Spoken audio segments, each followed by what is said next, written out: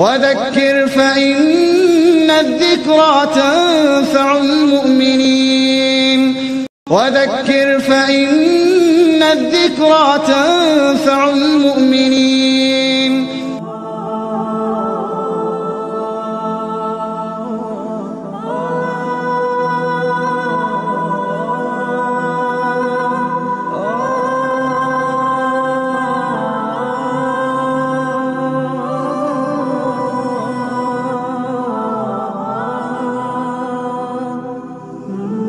بسم الله الرحمن الرحيم. الحمد لله وحده والصلاة والسلام على من لا نبي بعده.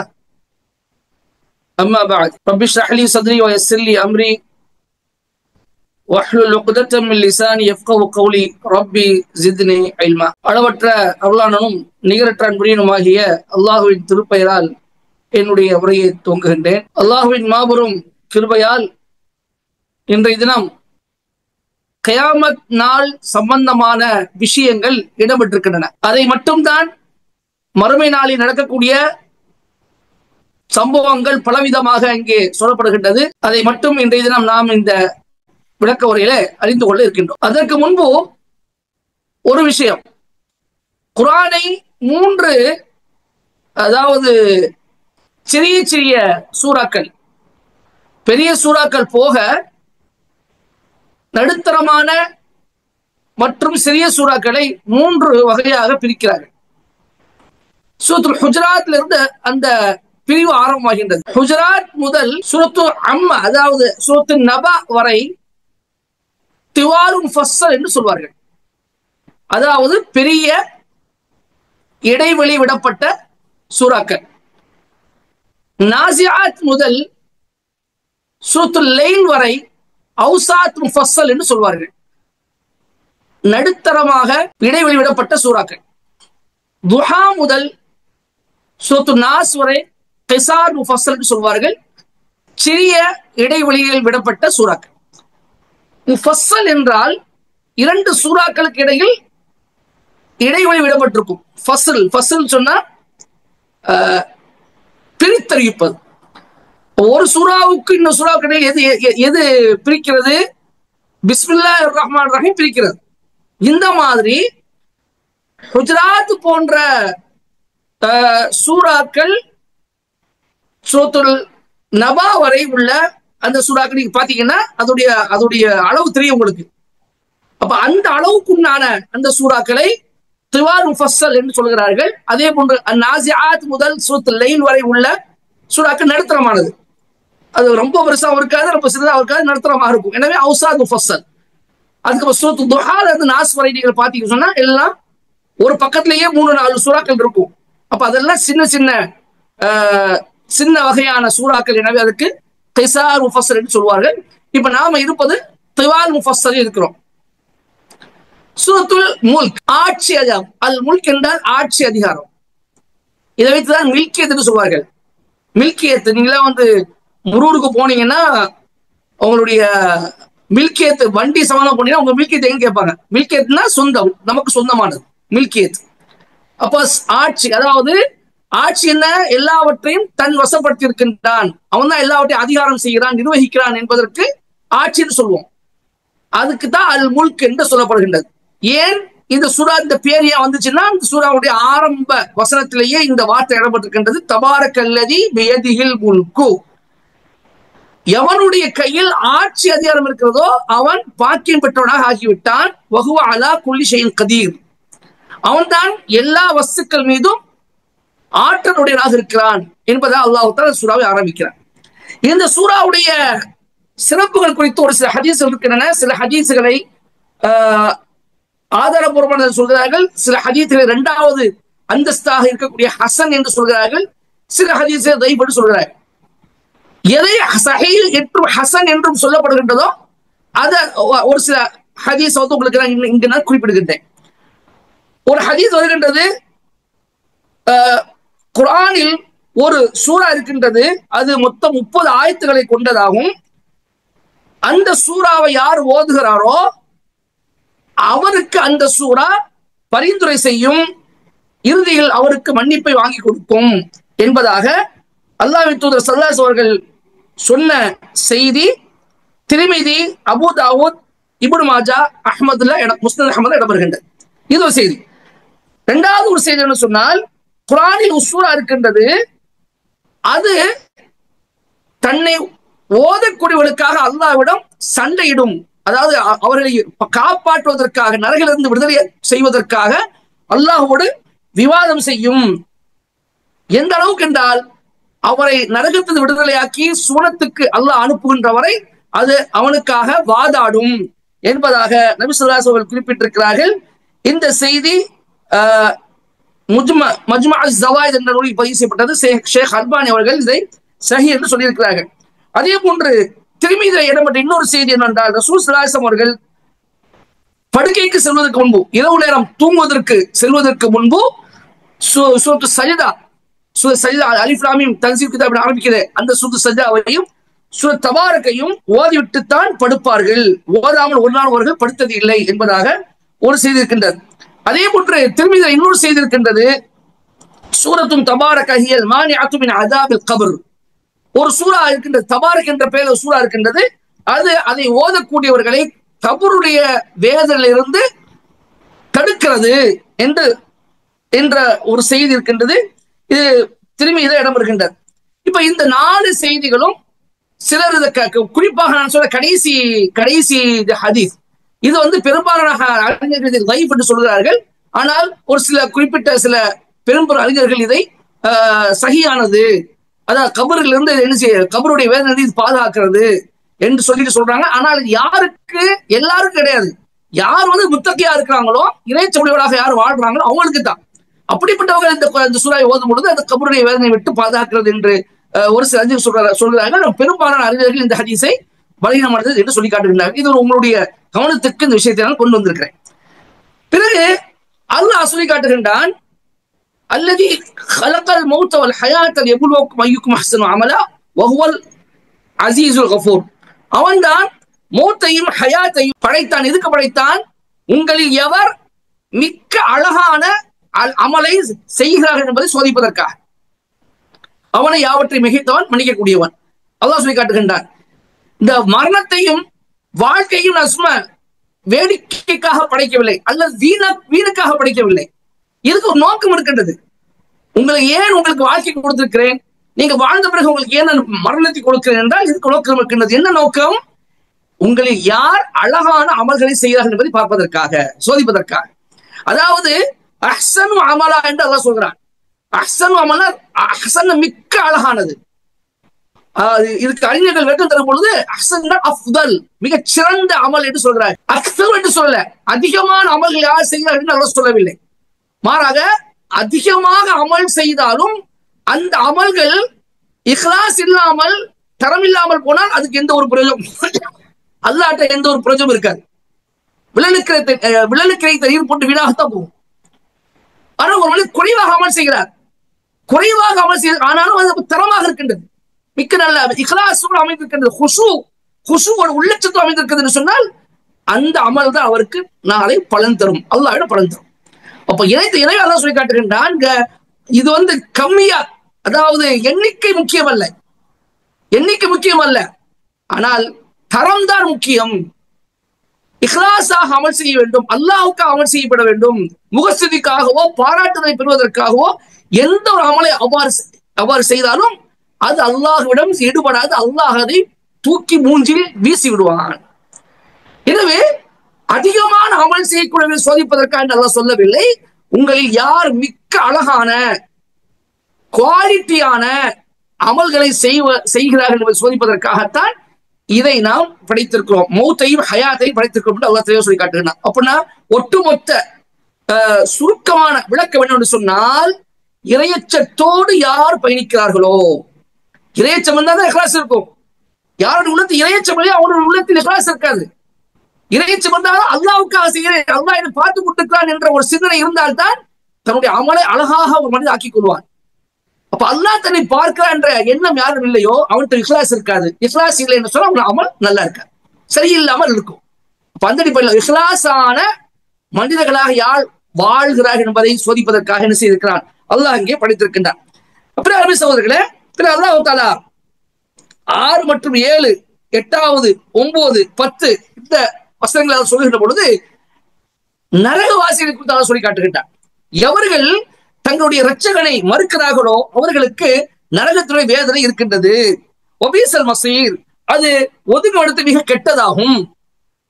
இதா உல்கு ஃபீஹா சமிஉ லஹா ஷஹீக வஹிய தஃபூர், அதில் அவர்கள் போடப்பட்டால், உல்கு அப்படின்னா என்ன, போடப்பட்டால், அதாவது போன்னு சொல்ல மாட்டாங்க, தள்ளி விட மாட்டாங்க, தூக்கி எறியப்படுவார்கள். நரகவாசிகள் தூக்கி எரியப்படுவார்கள். அந்த வார்த்தை அதான் சொல்லுது. யார் அந்த நரகில் போடப்பட்டால், அவர்கள் போடப்பட்டால் ஃபீஹா சமிஉ லஹா ஷஹீகம் வஹிய தஃபூர், அதற்கு கழுதையை போன்ற ஒரு அருவருப்பான சப்தத்தை அவர்கள் செவியுறுவார்கள்.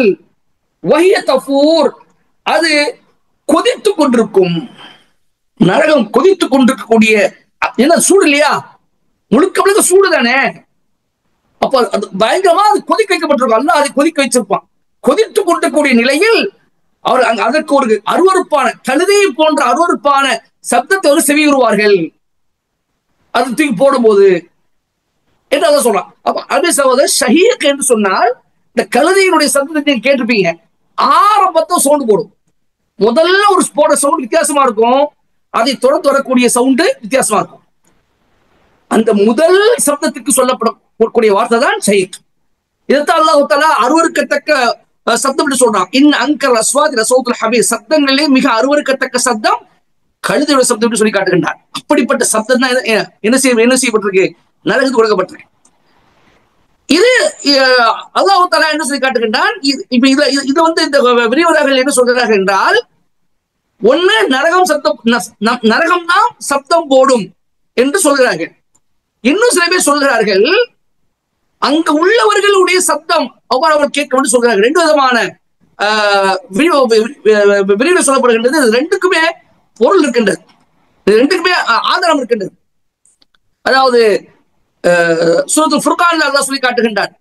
இதா உல்கு ஃபீஹா, ஃபுர்கான் அல்லாஹ் சொல்லி காட்டும் பொழுது, இதா ராத்துகும் மின் மகானின் பைதின் சமிஉ லஹா தகய்யுதம் வஸ்ஸஃபிரா, இந்த நரகவாசிகள் நரகத்தை தூரமா இருந்து பார்ப்பாங்க. அப்படி தூரமா இருந்து பார்க்கும்போது அது மூச்சு விடும் பேரழிச்சலையும் அதோட கொந்தளிப்பையும் அவர்கள் கேட்பார்கள். தகையுதம் கொந்தளிப்பு, ஜஃபீரான மூச்சு விடக்கூடிய பேரழிச்சல். அப்ப இது அது சொந்தமானது. இப்ப இந்த ஆயத்துக்கு என்ன சொல்றாங்கன்னா, அதுக்கே ஒரு தனிப்பட்ட கொந்தளிப்பு உண்டு, அதுக்கே ஒரு பேரழிச்சல் உண்டு என்று சொல்கிறார்கள். இன்னும் சில என்ன சொல்கிறார்கள் என்றால், அம்பியா அல்லாஹ் தஆலா ஒரு வசனத்தை சொல்லி காட்டுகின்றார். அந்த வசனத்தை வைத்து சொல்றாங்க, இது அதுவுடைய சவுண்ட் அல்ல, அதுல போடப்பட்டவுடைய சப்தமாக இருக்கின்றது என்று சொல்லும்போது அவர்கள் சொல்கின்றார்கள், லஹும் ஃபீஹா ஸஃபீரும் வஹும் ஃபீஹா லா யஸ்மஊன். அவர்கள் சொல்கிறார்கள், அதில் அவர்களுக்கு வேதனையின் கடினம் காரணமாக விம்மி கதறுதலும், மேலும் வேறு விம்மி கதறுதல் உண்டு. ஸஃபீர் அல்லாஹ் சொல்றான், இங்க விம்மி கதறுதல் உண்டு என்று சொல்றான் சூரத்து அம்பியால.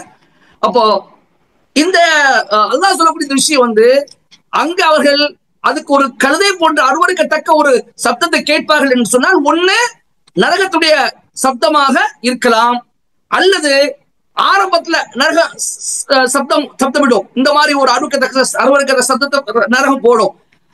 பிறகு அது போடப்பட்டதுக்கு அப்புறம் அடுத்தடுத்து மக்கள் போய் கொண்டிருப்பாங்க இல்லையா, அப்ப அந்த மக்களுடைய கதறல் சத்தம் அவர்களுக்கு கேட்கும்.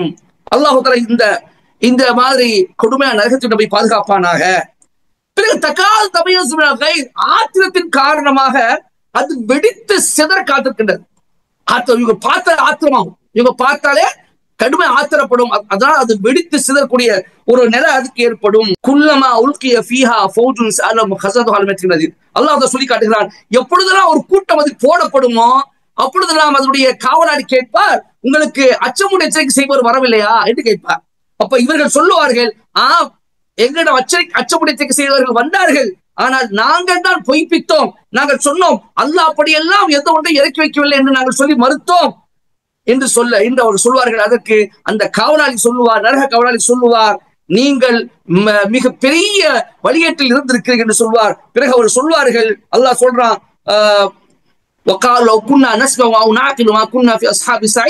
நாங்கள் ஒழுங்காக செவியேற்றிருந்தால், தூதருடைய பேச்சை செவியேற்றிருந்தால், அவர் சொல்லக்கூடிய விஷயத்தை நாங்கள் விளங்கி இருந்தால், விளங்கி ஒழுங்காக நடந்திருந்தால், இந்த மாதிரி நரகவாசிகள் ஒருவராக நாங்கள் ஆகியிருக்க மாட்டோமே என்று சொல்வார்கள். தங்களுடைய குற்றங்களை, பாவங்களை ஒத்துக்கொள்வார்கள். இந்த நரகவாசிகளுக்கு கேடு உண்டாகட்டும் என்று அங்கே அவர்களுக்கு என்ன செய்யப்படும், சொல்லப்படும், ஒப்புக்கொள்வார்கள். அல்லாஹுடைய தூரம் அவர்களுக்கு உண்டாகட்டும். அது தூரம்னா அல்லாஹ் ரஹ்மத்திலிருந்து அவர்களுக்கு தூரம் உண்டாகட்டும் என்று அவர்களுக்கு சொல்லப்படும் என்பதை இங்கே சொல்லி காட்டுறேன். அப்போ நாளை நரகத்தை பார்த்த உடனே, அதனுடைய பயங்கரத்தை கண்ட உடனே அவர்கள் புலம்புவார்கள், தப்பு செய்து விட்டோமே, நாங்கள் ரசூலுடைய பேச்சு கேட்க போய்விட்டோமே, அல்லாஹ் எதையும் இறக்கவில்லை என்றல்லவா நாங்கள் சொல்லி மறுத்து கொண்டிருந்தோம். நாங்கள் ஒழுங்காக கேட்டு ஒழுங்காக நாங்கள் அல்லாஹ்வின் தூதருடைய கட்டளைப்படி நடந்திருந்தால், அல்லாஹ்வுடைய கட்டளைப்படி நடந்திருந்தால், இந்த மாதிரி நரகவாசிகள் ஒருவராக நாங்கள் ஆகியிருக்க மாட்டோமே என்று அவர்கள் நாளைக்கு புலம்புவார்கள் என்ற விஷயத்தை அல்லாஹ் தஆலா இங்கே சொல்லி காட்டுகின்றான். அருமை சகோதரர்களே, இது ஒரு விதமான நரகத்துடைய ஒரு விதமான காட்சி. அடுத்து ஒரு காட்சி அல்லாஹ் தஆலா பதிவு செய்கிறான் சூரத் கலம்ல. அல்லாஹ் பதிவு செய்த காட்சி என்ன? ரப்பு சொல்லி காட்டுகின்றான்,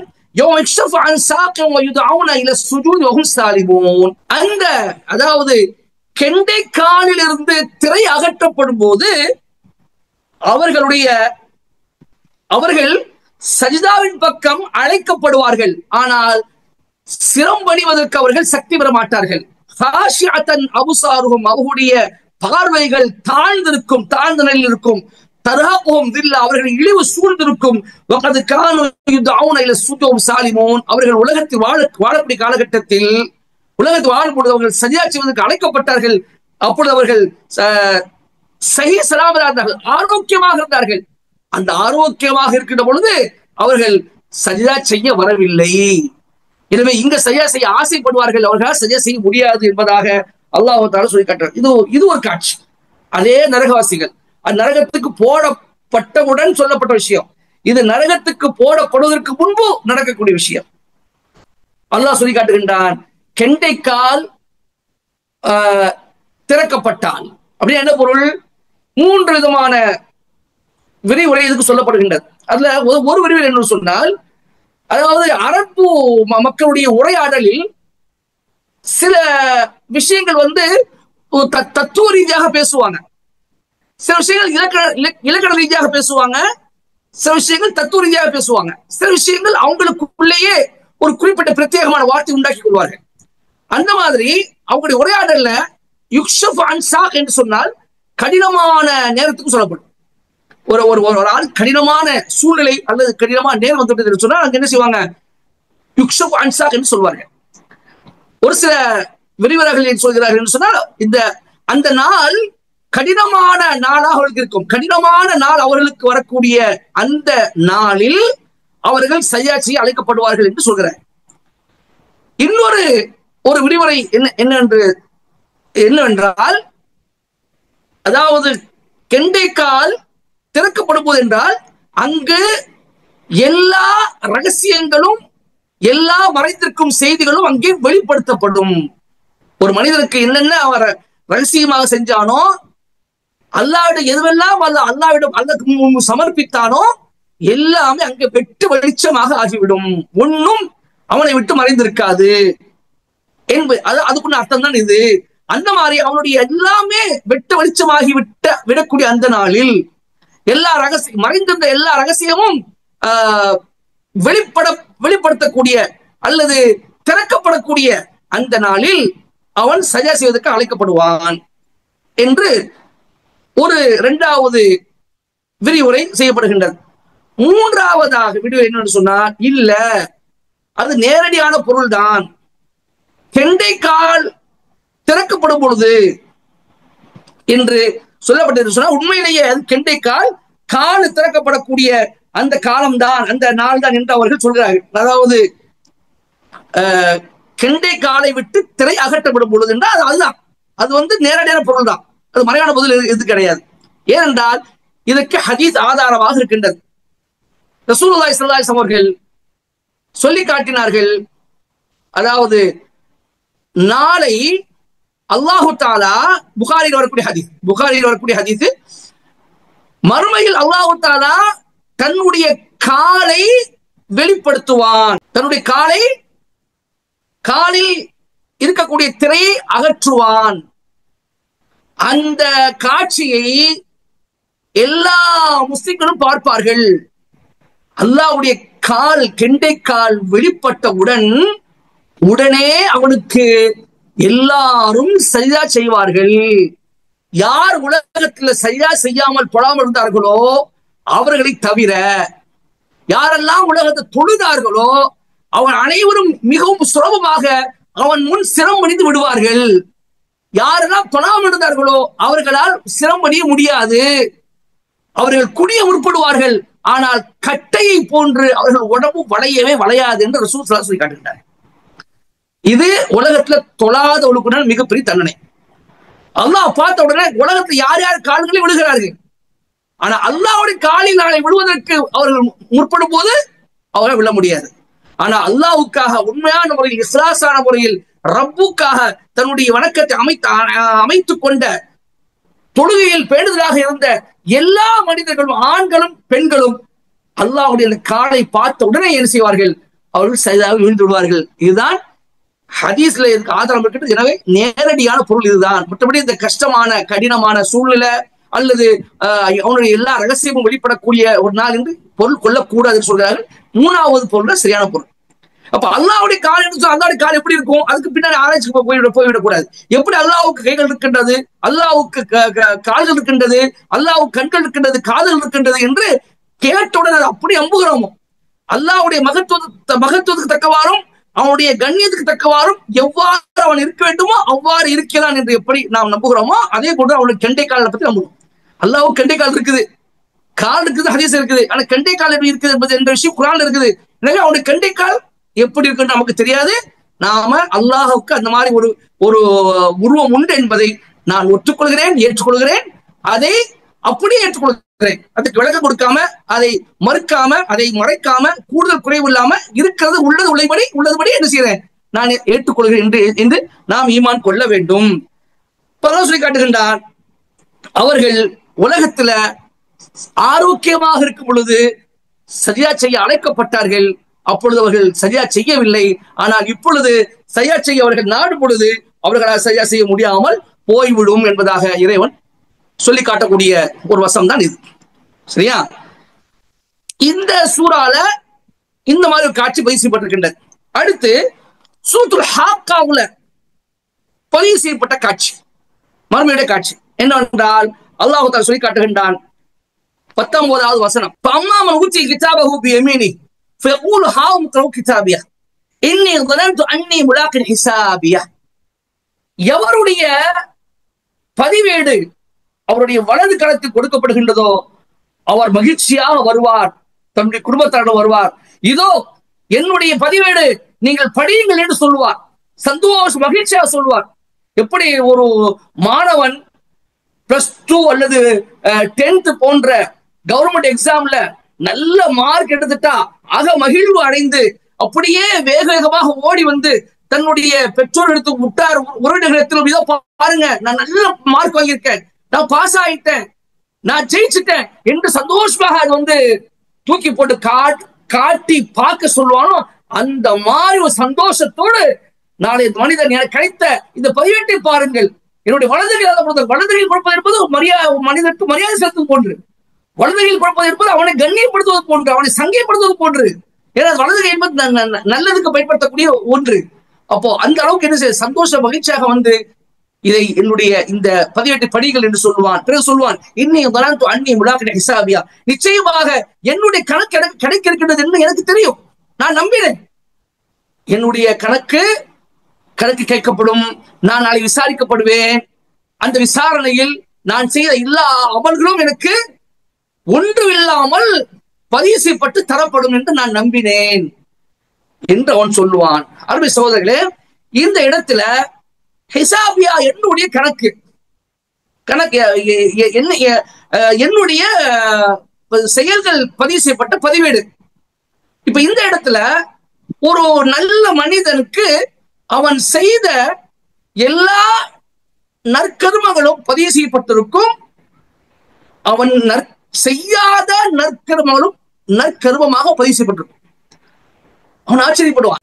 ஏன் அல்லாஹ் தஆலா கேட்பான், அல்லாஹ்வே இந்த நற்காரியத்தை நான் செய்யவே இல்லையே, எந்த அடிப்படையில் இந்த நற்கர்மங்கள் பதிவு செய்யப்பட்டிருக்கின்றன என்று கேட்பான். அல்லாஹ் தஆலா சொல்லுவான், மனிதனே நீ இந்த நேரத்தில் என்னென்ன துவா செய்தாயா? ஆமா செய்தேன். அது உனக்கு ஏற்றுக்கொள்ளப்பட்டதா? இல்லை, ஏற்றுக்கொள்ளப்படவில்லை. ஏற்றுக்கொள்ளப்படாத துவா, அப்ப ஏற்றுக்கொள்ளப்படாத துவாக்கள் அவனுக்கு நற்கூலியாக பதிவு செய்யப்பட்டிருக்கும். அதே போன்று ஒரு மனிதன் பாவம் செய்து அந்த பாவத்துக்குண்டான பரிகாரத்தை தேடுமுகமாக அல்லாஹ் தௌபா செய்திருப்பான். தௌபா செய்ய அல்லாஹ் என்ன செய்வான்? அதை நன்மைகளாக மாற்றியிருப்பான். அல்லாஹ் சொல்லி காட்டுகிறான் ஃபஅம்மா தாப வ ஆமன வ அமில அமலன் சாலிஹன் ஃபஉலாயிக யுபத்திலுல்லாஹு ஸய்யிஆத்திஹிம் ஹஸனாத் வ கான அல்லாஹு கஃபூர் ரஹீமா. எவர் தௌபா செய்து அமலன் சாலிஹன், எவர் தௌபா செய்து பிறகு நற்கர்மங்கள் எவர் செய்கிறாரோ அவருடைய பாவங்களை எல்லாம், தீமைகள் எல்லாம் அல்லாஹ் நன்மைகளாக மாற்றிவிடுவான். அப்படிப்பட்ட நன்மைகளும் அவனுடைய பதிவேட்டில் இருக்கும். இன்னும் ரசூல் ஸல்லல்லாஹு அலைஹி வஸல்லம் சொல்லி காட்டுகிறார்கள், ஒரு மூமினுக்கு ஒரு சிறு சங்கடம் ஏற்பட்டாலும் அல்லாஹ் அதை அவனுக்கு நன்மையாக மாற்றுகிறான். எந்த அளவுக்கு என்று சொன்னால், அவனுடைய காலில் முள்ளு குத்தினாலும் அந்த முள்ளு குத்துவதன் காரணமாக அவனுக்கு வேதனை ஏற்பட்டால் அந்த வேதனையின் காரணமாக அல்லாஹ் அவனுக்கு நற்கூலி எழுதுகிறார் என்பதாக அல்லாஹ்வின் தூதர் சொல்லி காட்டுகிறார்கள். அந்த நற்கூலியும் அங்கே எழுதப்பட்டிருக்கும். அது மட்டுமல்லாமல் அல்லாஹ் ரப்புல் ஆலமீன் நிறைய அமல்களின் மூலமாக பாவங்களை மன்னிக்கிறான்.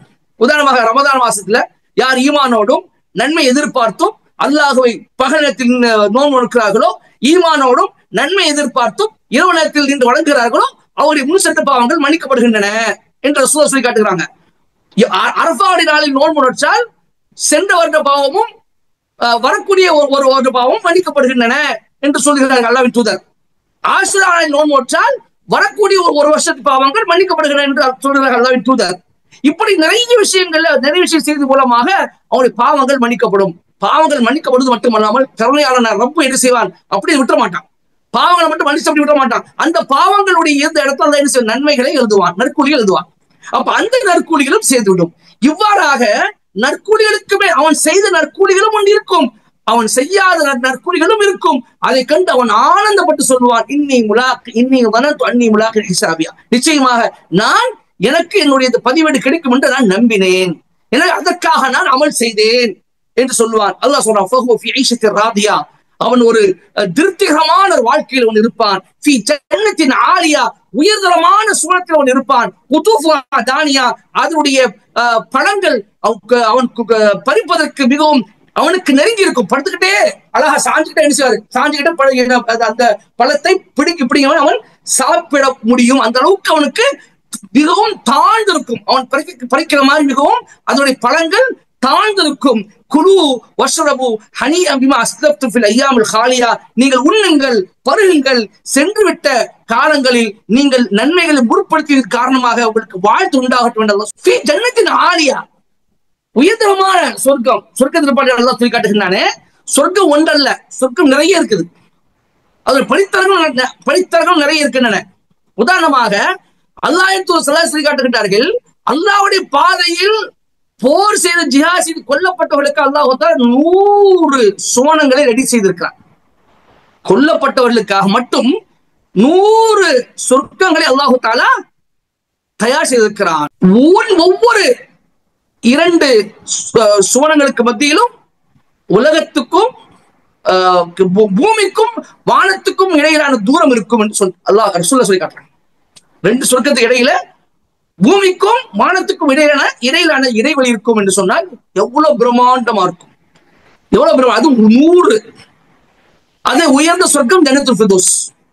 அதுக்கு மேல அல்லாஹ் அர்ஷ் இருக்கின்றது. அப்ப அந்த அடிப்படையில அவரவர்கள் தன்னுடைய நன்மைக்கு தக்கவாறு, நற்கூலிகளுக்கு தக்கவாறு அவர்களுக்கு என்ன செய்யும்? சுவனத்தில் இடம் கொடுக்கப்படும். அந்த அடிப்படையில் இந்த மனிதன் உயர்வான ஒரு சொர்க்கத்தில் இருக்கிறார் என்று சொன்னால் அது எப்படிப்பட்ட சொர்க்கம், அதனுடைய அந்தஸ்து என்ன, இவனுக்கு எத்தனாவது சொர்க்கம் கிடைக்கும், இவனுக்கு என்ன சொர்க்கம் கிடைக்கும் என்பதெல்லாம் அல்லாஹ்வுக்கு தெரியும். ஆக அவனுக்கு சொர்க்க உறுதி.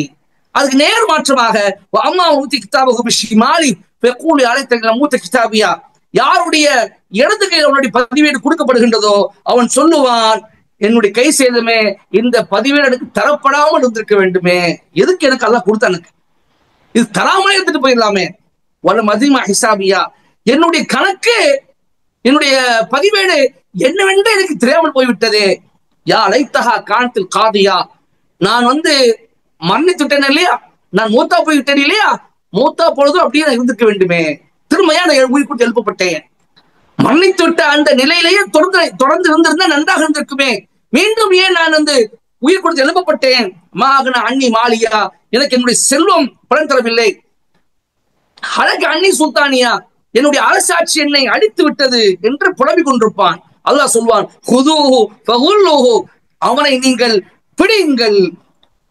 பிறகு சொல்லுவான், அவனுக்கு நீங்கள் விளங்கிடுங்கள். கைதிய கொண்டு போனா கையில விளங்கிடுவாங்க இல்லையா உலகத்துல, அந்த மாதிரி அல்லாஹ் சொல்வான், அவனை நீங்கள் பிடியுங்கள், அவனுக்கு நீங்கள் விளங்கிடுங்கள். சும்மல் ஜஹீம ஸல்லு, பிறகு நரகத்தில் அவனை நீங்கள் தள்ளி விடுங்கள், அவனை நுழையுங்கள் நரகத்தில், அவனை புகுத்துங்கள். சும்ம ஃபீ சில்சிலத்தின் தர்உஹா 70 திரான் ஃபஸ்லுகு, 70 முழம் கயிற்றால் அவனை நீங்கள் கட்டுங்கள். 70 முழம் கயிற்றால் அவனை நீங்கள் கட்டுங்கள். சங்கிலியால், கயிறு இல்ல சங்கிலி, 70 முழம் சங்கிலியா நீங்கள் அவனை கட்டுங்கள். இன்னஹு கான லா யுமினு பில்லாஹில் அஸீம், நிச்சயமாக அவன் மகத்தான அல்லாஹ் மீது ஈமான் கொள்ளாமல் இருந்தான். வலா யஹுது அலா தஆமில் மிஸ்கீன், ஏழை எளியவர்களுக்கு உணவு கொடுப்பது பற்றி அவன் அவர்களுக்கு ஆர்வமூட்டம் இல்லை. அவன் அல்லாஹ் சொல்றான், அவன் தானும் கொடுக்கவில்லை, பிறரையும் உணவு கொடுக்கும்படி அவன் ஆர்வமூட்டவில்லை, தூண்டவில்லை. ஏன் அல்லாஹ் தங்க உணவு மட்டும் ஏன் சொல்றான் என்று சொன்னால், அரபி சகோதரர்களே, அல்லாஹ்வை ஈமான் கொள்ளவில்லை என்று சொல்வது அல்லாஹ்வுடைய ஹுக்கூக், மனித அல்லாஹ்வுக்கு செய்ய வேண்டிய கடமைகள். இந்த வசனம் அவன் ஏழைகளுக்கு உணவு தருவதன் மீது மற்றவர்களை தூண்டவில்லை என்று அல்லாஹ் சொல்றான். இது ஹுக்கூக்குல் இபாத், மனிதருக்கு செய்ய வேண்டிய கடமைகள். இதுல மிக பிரத்யேகமான முதல் இடத்தை வகிக்கக்கூடிய கடமைதான் உணவு கொடுப்பது, ஒரு ஏழைக்கு உணவு கொடுப்பது. இது மிகச்சிறந்த ஒரு இபாதத். எனவே அல்லாஹ் அதை மட்டும் பதிவு செய்து என்ன சொல்றான் என்றால், அவன் அந்த அல்லாஹ்வுடைய கடமையை நிறைவேற்றவில்ல, மனிதர்களுடைய செய்ய வேண்டிய கடமையை அவன் நிறைவேற்றவில்லை என்று சொல்லிவிட்டு, ஃபலைஸஹுல் யௌம ஹாஹுனா ஹமீம், அவனுக்கு இங்கே உற்ற நண்பனும் யாரும் இல்லை. வலா தஆமுன் இல்லா மின் கிஸ்லீன், கிஸ்லீன் என்ற உணவை தவிர அவனுக்கு வேற எந்த உணவும் கிடையாது. லா யக்ருஹு இல்லா ஹாத்திஊன், தவறு செஞ்ச குற்றம் புரிந்த அந்த மக்கள் தான் அந்த கிஸ்லீன் என்ற உணவை, கிஸ்லீன் ரைன் சீன் லாம் யா நூன், கிஸ்லீன் என்ற உணவை அவர்கள் என்ன செய்வார்கள், சாப்பிடுவார்கள், அது அவர்களுக்கு உண்டான உணவு என்று அல்லாஹ் சொல்லி காட்டுகின்றான். இது துகான்ல ஜக்கூம் என்ற மரத்தை பற்றி நாம் பேசணும். ஜக்கூம் என்ற மரம் தான் தாமுல் அசீம், பாவிகள் உணவு என்று அல்லாஹ் சொல்லி காட்டினான். இங்கு என்ன சொல்றான் என்றால், கிஸ்லீன் என்பதுதான் பாவிகள் சாப்பிடக்கூடிய உணவு என்று சொல்லி காட்டுகின்றான். அப்ப இது என்ன ரெண்டு முரண்படுது என்ற ஒரு கேள்வி எழுகின்றது. இது என்ன விரிவுரையால் என்ன சொல்லப்படுகிறது சொன்னால், என்ன விளக்கம் தரப்படுகிறது என்றால், கிஸ்லீன் என்பதுதான் ஜக்கூமுடைய இன்னொரு பெயர். இன்னொரு விளக்கம் என்ன தரப்படுகிறது என்றால், கிஸ்லீன் என்பது ஒரு மரம், அந்த நரகத்தில் இருக்கக்கூடிய ஒரு மரம், அந்த மரமும் அவனுக்கு உணவாக கொடுக்கப்படும் என்று சொல்லப்படுகின்றது. இன்னொரு விளக்கம் என்னவென்று சொன்னால், கிஸ்லீன் என்றால் நரகவாசிகளுடைய உடம்பிலிருந்து வலியக்கூடிய அந்த சீலும் வேர்வையும் கலந்தது, துர்நாற்றம் அடிக்கக்கூடிய ஒரு வகை திரவம், அது நரகவாசியுடைய உடம்பிலிருந்து வடியும், அதுதான் கிஸ்லீன் என்று அவர்கள் சொல்றாங்க. இப்படி 3 விதமான விளக்கம் தரப்படுகின்றது. எது எப்படி இருந்தாலும் கிஸ்லீன் என்பது நரகத்தில் பாவிகள் உண்ணக்கூடிய உணவாக இருக்கிறது என்பதை நாம் புரிந்து கொள்ள வேண்டும். இது ஹாக்கா, அல் ஹாக்கா என்பது மறுமை நாளுடைய ஒரு பெயர். எப்படி அல் வாக்கியா என்பது மறுமை நாளுடைய பெயராக இருந்ததோ, அத்தகாபுன் மறுமையுடைய ஒரு பெயராக இருந்ததோ, அதே போன்று அல் ஹாக்கா என்பதும் மறுமையுடைய பெயர். அல் ஹாக்கா என்றால் என்ன? உண்மையானது. வமா அத்ராக மல் ஹாக்கா, உண்மையானது என்றால் என்ன நம்ம உங்களுக்கு தெரியுமா என்று அல்லாஹ் கேட்கிறான். அப்ப உண்மையானது என்ற அந்த பொருள் கொண்ட அந்த வார்த்தை கியாமத்துடைய பெயர்களில் ஒன்றாக இருக்கின்றது என்பதை நாம் புரிந்து கொள்ள வேண்டும். இது ஹாக்காவில் சொல்லப்பட்ட மறுமை சம்பவம். அடுத்து அல்லாஹ் தஆலா அல் மஆரிஜ் என்ற அத்தியாயத்துல மறுமை நாள் நடக்கூடிய சம்பவம் சொல்லி காட்டுறான். சுப்ஹானல்லாஹ், அல்லாஹ் என்ன அழகா விளக்கு கொடுத்தான் பாருங்க. இதை விட விளக்கு ஒரு ஆளுக்கு தேவையா? என்ன மாதிரி விதவிதமா அல்லாஹ் சொல்லி காட்டுறான். குர்ஆன்ல பல இடங்கள் சொல்லி காட்டுவான். கதாலிக நுஸர்ரிஃபுல் ஆயாத்தி லிகௌமி யதஃபக்கரூன். இவ்வாறுதான் நாம் வசனங்களை பலவிதமாக மாத்தி என்ன சொல்றோம், மக்களுக்கு சொல்லி விளக்கம் கொடுக்கிறோம் என்று அல்லாஹ் தஆலா பல இடங்கள் சொல்லி காட்டுவான். கதாலிக நுஃபஸ்ஸிலுல் ஆயாத்தி, இவ்வாறுதான் வசனங்களை நாம் பலவிதமாக விளக்குகிறோம் என்று சொல்லி காட்டுவோம் குர்ஆன் பல இடங்கள்ல. அந்த மாதிரி அல்லாஹ் தஆலா ஒவ்வொரு சூழலும் ஒவ்வொரு விதமாக காட்சிகளை பதிவு செய்து நரகத்தை நீங்கள் விலகிக் கொள்ளுங்கள், நரகத்தை நீங்கள் உன்னை தங்களை பாதுகாத்துக் கொள்ளுங்கள் என்பதாக அல்லாஹ் தஆலா மக்களுக்கு எச்சரிக்கை செய்து அவர்களுக்கு உபதேசம் செய்கிறார் என்பதை நாம் விளங்கிக் கொள்ள வேண்டும். இப்போ கேட்கக்கூடியவர், வேதனையை பற்றி கேட்கக்கூடியவன் அந்த வேதனை எப்பொழுது வரும் என்று பரிகாசமாக கேட்டான். அந்த மாதிரி வேதனை வந்துவிட்டது என்று சொன்னால் அந்த வேதனை நிகழும் சமயத்தில் அதனை தடுக்கக்கூடியவர் காஃபிர்களுக்காக வேறு யாருமே இல்லை என்று அல்லாஹ் சொல்லி காட்டுறான். இந்த இடத்துல ரெண்டு விதமான விளக்கம். ஒன்று, ஒரு காஃபிர் அவன் இதை அடிக்கடி என்ன செஞ்சுட்டு இருந்தான், இதை ரசூலுல்லாஹ் கேட்டுக்கொண்டிருந்தான். நதர் பின் ஹாரிஸ் அவருடைய பெயர். நதர் பின் ஹாரிஸ் என்ற ஒரு காஃபிர் பரியாசமாக கேட்டு இந்த சொல்லக்கூடிய கியாமத் எப்படி வரும் பரியாசமாக கேட்டுக்கொண்டிருந்தான். அப்போ அவனுக்காக அவனை பற்றி இந்த வசனம் சொல்லப்பட்டு கடைசியில அவன் பத்ர் போர்ல அவன் என்ன செய்யறான், இறந்து போகிறான். பத்ர் போர்ல அவன் கொல்லப்படுகிறான்.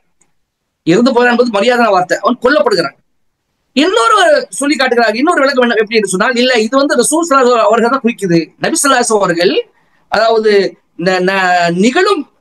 நிகழக்கூடிய வேதனையை கேட்டார்கள், நிகழக்கூடிய வேதனை கோரிக்கை வைத்தார்கள் என்று இதுக்கு பொருள் கொண்டவர்கள் என்ன சொல்றார்கள் என்றால், நான் ஏற்கனவே உங்களுக்கு துகான்ல நான் சொல்லி காட்டினேன்.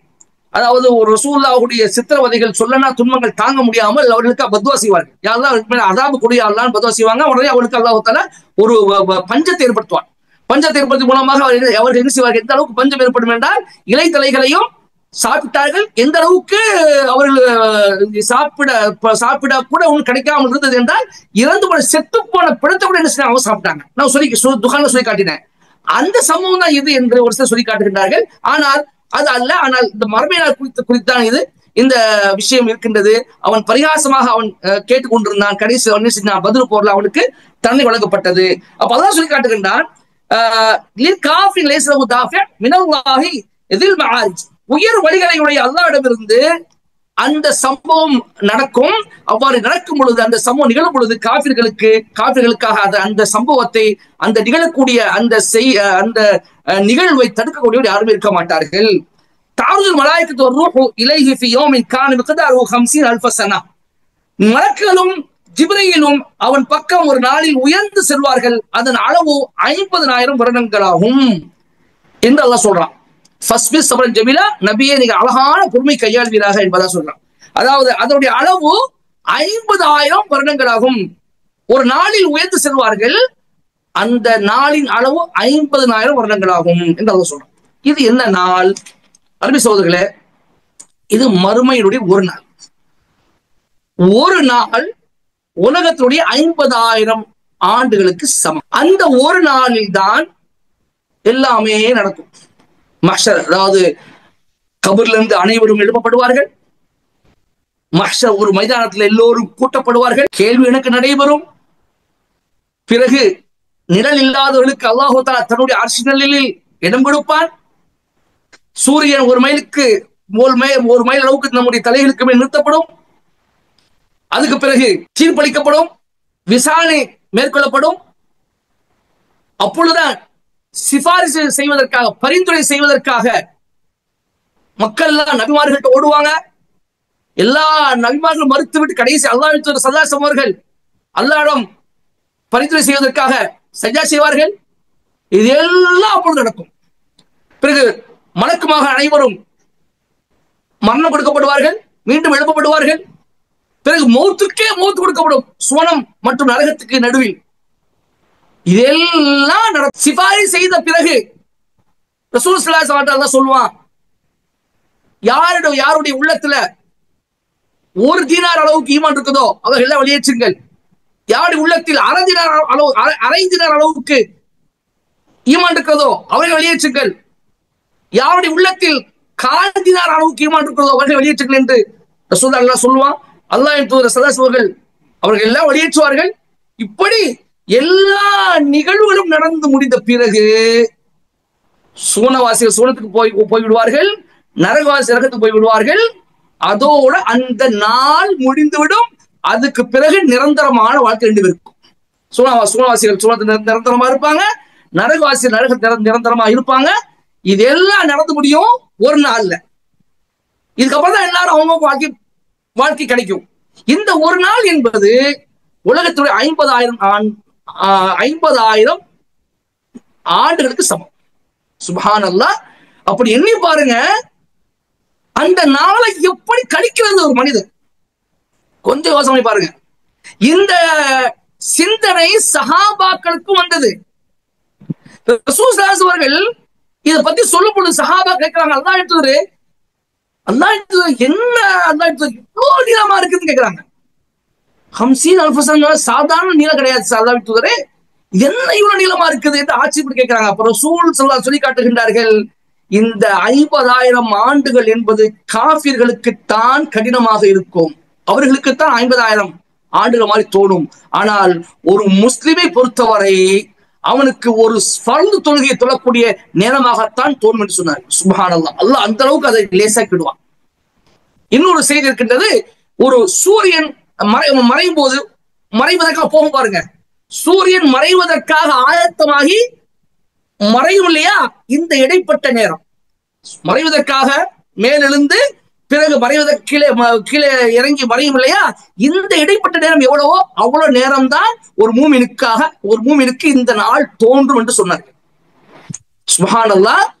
காஃபிர்களுக்கு வதாலிக யௌமுன் யௌமுன் அஸீர், அந்த நாள் காஃபிருக்கு கடினமான நாளாக இருக்கும். முத்தத்தில் அல்லாஹ் சொல்றான், அல் முத்தத்தில் வருது, வலில் காஃபிரின கைரு யஸீர் அல்லாஹ் சொல்றான். அந்த நாள் காஃபிர்களுக்கு இலகுவானதாக இருக்காது, இலேசானதாக இருக்காதுன்றார். அப்ப 50,000 ஆண்டுகள் என்பது காஃபிர்களுக்கு தான் ரொம்ப ரொம்ப கடினமாக இருக்கும். அவர்களுக்கு பொறுக்கவே முடியாது, என்ன செய்வது, எங்கேயும் போக முடியாது, தப்பிக்க முடியாது, ஓட முடியாது, ஒளிய முடியாது, யார்கிட்டையும் போய் முன்னாடி எனக்கு பணித்துறை செய்து நிக்க முடியாது, எல்லாம் ஒண்ணும் பண்ண முடியாது. ஆனா அல்லாஹு தஆலா மூமின்களுக்கு அதை ஒரு ஃபர்து தொழுகை நேரம் எப்படி எந்த அளவுக்கு நேரம் இருக்குமோ அந்த நேரம் அளவுக்கு அதை அல்லாஹு தஆலா இலகுவாக ஆக்கி விடுவான். ஒரு மூமின் அதை உணர்வான். சுப்ஹானல்லாஹ். அல்லாஹ்வுடைய மிகப்பெரிய கருணை. இந்த கருணை எப்படி சொல்வது, அவனுடைய அருளை எப்படி நம்ம வர்ணிப்பது நம்முடைய சக்திக்கு அப்பாற்பட்டது. சுப்ஹானல்லாஹ். இப்படிப்பட்ட நல்ல ஒரு கூட்டத்தை அல்லாஹ் என்னையும் போய் சேர்க்க வேண்டும். அப்போ இந்த இதுக்கு 3 விதமான கருத்து சொல்லப்படுது. ஆனா எனக்கு இப்ப நான் சொன்ன கருத்து தான் சரியான கருத்து. அதாவது ஒரு கருத்து என்னன்னு சொன்னால், இது வானம் அல்லாஹ்வுடைய அரிசியிலிருந்து பூமியினுடைய 7வது படித்தரத்துக்கு 7வது படித்தரம் வரை செல்ல ஆரம்பித்தால் கிட்டத்தட்ட 50,000 ஆண்டுகள் ஆகும் என்று சொல்கிறாங்க. அல்லாஹ்வுடைய அரிசியிலிருந்து பூமியினுடைய கடைசி எல்லை வரைக்கும் செல்வதாக இருந்தால் இவ்வளவு காலகட்டம் ஆகும், 50,000 ஆண்டுகள் காலகட்டம் ஆகும். அதை தான் அல்லாஹ் குறிப்பிடுகிறார் என்று சொல்கிறார்கள். இன்னும் சிலர் சொல்கிறார்கள், இந்த பூமியின் வாழ்க்கையினுடைய காலகட்டம் 50,000 ஆண்டுகள். இது எத்தனை ஆயிரம் கழிந்தது, எத்தனை ஆயிரம் பாக்கி இருக்குது அல்லாஹுக்கு தான் தெரியும் என்று அவர்கள் சொல்கிறார்கள். இன்னும் ஒரு சில பேர் வேற ஒரு கருத்து சொல்கிறார்கள். ஆனா எந்த கருத்தும் சரியில்லை. இப்ப நான் சொன்ன கருத்து தான் என்னது சரியான கருத்து. இது என்பது உலகத்தினுடைய ஒரு 50,000 ஆண்டுகள் என்பது மறுமையினுடைய ஒரு நாள் ஒரு சமம். அங்கதான் இந்த காட்சிகள் எல்லாம் நடைபெறும். எல்லா வகையான காட்சிகள் எல்லாம் நடந்து முடிந்ததுக்கு அப்புறம் அல்லாஹ் சொல்லி காட்டுகின்றான் பாருங்கள், இன்னஹும் யரவுனஹு பஈதா வ நராஹு கரீபா. நிச்சயமாக அவர்கள் இந்த நாளை தூரமாக பார்க்கிறார்கள், நாம் அதை மிகவும் நெருக்கமாக பார்க்கிறோம். தூரமாக பார்க்கிறேன் அரபி மொழியில தூரம்னா இப்படி தூரமாக அதாவது ரொம்ப தூரமா இருக்கு அப்படின்னு நினைப்பாங்களா? நாம ரொம்ப ரொம்ப நெருக்கத்துக்கு நம்ம நினைக்கிறோம், அப்படி கிடையாது. அரபியுடைய உரையாடல் முறைக்குள்ள ஒரு முறை எப்படின்னு சொன்னா, எதை அவர்கள் மறுக்கிறார்களோ அதுக்கு தூரம் என்று சொல்வார்கள், எதை நம்புகிறார்களோ அதுக்கு கிட்ட நெருக்கம் என்று சொல்வார்கள், கரீப் என்று சொல்வார்கள். அப்போ அவர்கள் அதை மறுக்கிறார்கள், அந்த மறுமை மறுக்கிறார்கள். அதெல்லாம் ஏற்பட வாய்ப்பில்லை என்று சொல்வது என்பது அதை அவர்கள் தூரமாக பார்ப்பதற்கு போன்று. மூமின்கள் அதை நம்புகிறார்கள், நிச்சயமாக அது நடந்தே தீரும், அதை நான் நம்புகிறேன் என்று சொல்வது அதை மிகவும் நெருக்கத்தில் பார்ப்பது போன்று. அல்லாஹு தாலா அந்த அரபி இலக்கணத்தினுடைய அந்த இலக்கணத்தின் அந்த நயத்தோடு குர்ஆனை பதிவு செய்கின்ற காரணமாக இந்த விஷயத்தை அல்லாஹ் என்ன செய்கிறான், அவர்கள் எப்படி அந்த இலக்கண ரீதியாக தன்னுடைய மொழியை பயன்படுத்துவார்களோ அதே மாதிரிதான் என்ன செய்யறான் அல்லாஹ் பதிவு செய்கிறான்.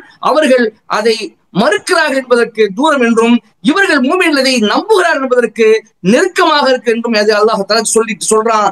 பிறகு சொல்றான் பாருங்க, 10, 11, 12, 13, 14, 15, 16, 16, 18 வரைக்கும் அல்லாஹ் சொல்றான். வலா யஸ்அலு ஹமீமுன் ஹமீமா, ஒரு நெருங்கிய நண்பன் தன்னுடைய நெருங்கிய நண்பனை என்ன எதிர் விசாரிக்க மாட்டான். இவ்வசருனகும், அவர்கள் ஒருவருக்கு ஒரு காட்சி அளிக்கப்படுவார்கள். அதாவது அந்த நண்பன் இன்னொரு நண்பனை பார்ப்பான், அந்த நண்பன் இவனை பார்ப்பான், எல்லோரும் ஒருவருக்கொருவர் அதாவது காட்டப்படுவார்கள். ஒருவர் மற்றவரை பார்ப்பார், பார்க்காமல் இருக்க மாட்டாங்க. பார்க்காமல் பார்த்தும் கூட யாரும் யாரையும் விசாரிக்க மாட்டாங்க. ஒரு நெருங்கிய உயிர் தோழன் தன்னுடைய உயிர் தோழரை அவன் எந்த ஒரு விசாரிப்பு செய்ய மாட்டான். இவசருனகும், அவர்களுக்கு காட்சிப்படுத்தப்படுவார்கள். ஆனால் என்ன நடக்கு தெரியுமா, யவத்துல் முஜ்ரிமு லவ் யஃப்ததி மின் அஸாபி யௌமிஇதின் பிபனி, அவன் என்ன ஆசைப்படுவான், ஒரு முஜ்ரிம் ஒரு பாவி என்ன ஆசைப்படுவான்னு சொன்னா, அவனுக்கு அன்றைய தினம் கிடைக்கக்கூடிய அந்த தண்டனையிலிருந்து தப்பிப்பதற்காக வேண்டி தன்னுடைய தான் பெற்றெடுத்த பிள்ளைகள், சாஹிபத்திஹி தன்னுடைய மனைவி, அஹீஹி தன்னுடைய சகோதரன்,